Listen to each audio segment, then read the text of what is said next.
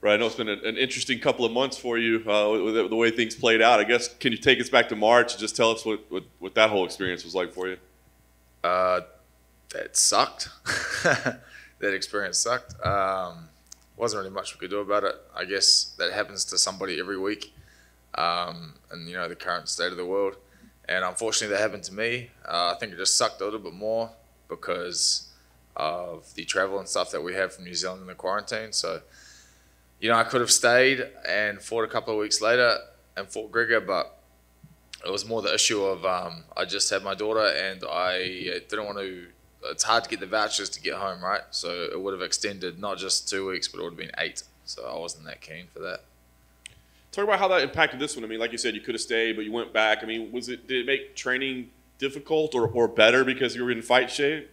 Oh yeah, it made it like the transition a little smoother. Like I just sort of chilled out in quarantine a little bit and then rolled back into it. And preparing for a striker is good for me because that's something I've been doing my whole life. So it's a little bit easier to transition into that camp versus going against someone collegiate wrestler like Gregor. So that's cool. I think it's worked in my favor. Yeah. Did you watch Gregor's fight at all, or did it matter? Yeah. I watched it. It was mean. Props to him. That was a pretty awesome fight. I love watching that. I was stoked that he got the win after his comeback. So, yeah, all goes well with Drew. I'm definitely going to start chasing him down again. Nice. You kind of touched on it, this matchup. I got to imagine, is this more fun to prepare for than getting ready for a Gregor would be? Yeah, so I only watched Drew a few weeks back, and so I didn't know much about him till then. I obviously saw the Islam one, but, that was what it was. Like, Islam grabs you, and that's sort of all she wrote. But I watched Drew, and I was like, man, this guy likes to come forward and fight and strike, and I was like, it's going to be pretty fun. So I got pretty excited, a couple of weeks ago. If I watch it at the start of the camp, I get excited a little bit too early. Nice. On paper, it looks like the kind of fight that could be like a fight of the night type clash between you two guys, very entertaining. Do you look at a fight like that, or do you have to think, no, I'm going to go in and dominate this guy? Yeah, definitely going to go dominate. I'm sure a lot of people think and would like it to be like that, like a very even striking match, and come out with some headaches. But my intention is not to have that. I like him. He's a nice guy, but I intend on murking him. Nice. Last thing for me, where do you go from here? I mean, this would be a big win over a guy that had been on a bit of a run. So, what do you do? I mean, are you trying to make up for lost time for losing that March fight, or do you just, what's the plan? Yeah, man. So I'll definitely try to grab a couple more before the end of the year. I'd like to fight 2 more times. My plan is this month, September, December, and then we'll approach next year as it comes. But I'd like to be active. This is like the longest layoff that I've had, I think, in my career. Right here. I asked Drew this when he was out here, and I asked if when fans say possible fight of the night, if that's an insult because that would mean the fight is close. He said he wants fight of the night because if Rocky was a first-round knockout, no one would care. But in your mind, is a fight of the night an insult when they say it'll be when fans say that? Nah, not really. You're in this business to get tested and fight like the best people, and if 2 really high-level people go at each other, and it does end up the fight of the night, it's kind of like a compliment, I think. I don't think it's an insult at all. Yeah. And then I asked him to compare his striking to yours. He said maybe he's much more cleaner in mixing his striking to MMA. You might be more of a traditional like Muay Thai kickboxing, but he was very complimentary of your skills. He just thinks he mixes it better with all of MMA. So how would you compare your striking to his?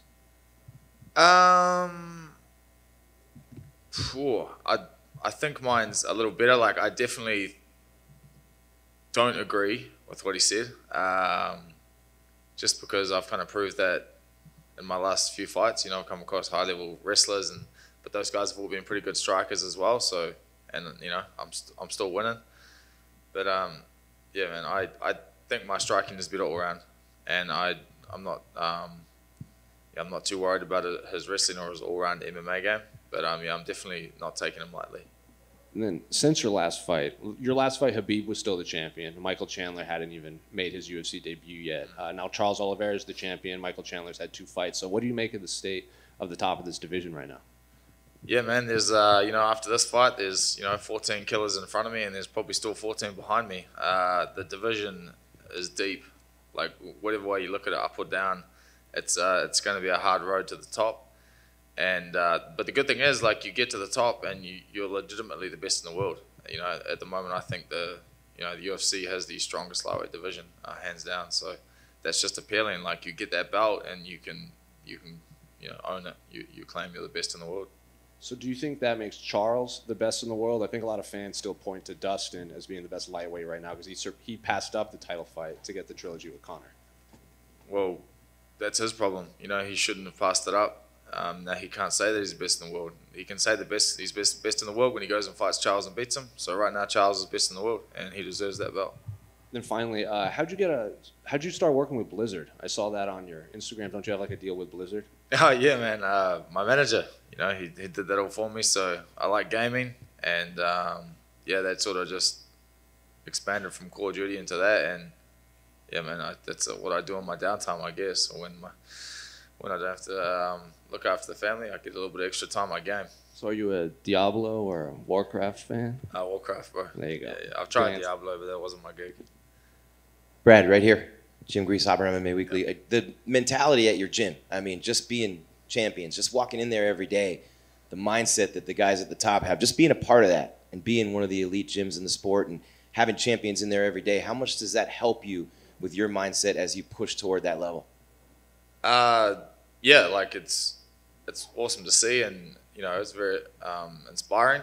You know, I think the biggest thing is that, you know, we're a tiny country, and seeing like Israel become who he has become, that stuff kind of seems like a fairy tale to a lot of people in New Zealand or, you know, smaller places. So to like witness it from the start to the end is it's awesome, and you know, yeah, what can I say, man? And then lastly for me, how much did you get to train with Alex Volkanovski in this camp? Has he been there through the whole, not the whole camp, but how much of your camp was he there for? And will it affect you, not affect you, that you weren't able to train with him as much? Oh, none of it, man. He was doing tough. So, yeah, I didn't see him at all. I saw him the week that we both lost our fights, and then we haven't really talked too much since then. I gave him a couple of calls, but yeah, it shouldn't affect me. I should be all right. He would have been a good training partner for Drew. You know, he's probably a little bit too short, but whatever. Same sort of style. Brad, back here. You know, despite the exciting nature of this matchup, was there any thought whatsoever to try and replicate Islam's game plan? Nah. You know, obviously Islam, I can't really say he like exposed a hole in Drew's game, because everybody knows that Islam's like, you know, like another version of Khabib in a way. So I think he could probably grab and hold most of the division down quite successfully. So yeah, I don't think I'm going to replicate that. Yeah.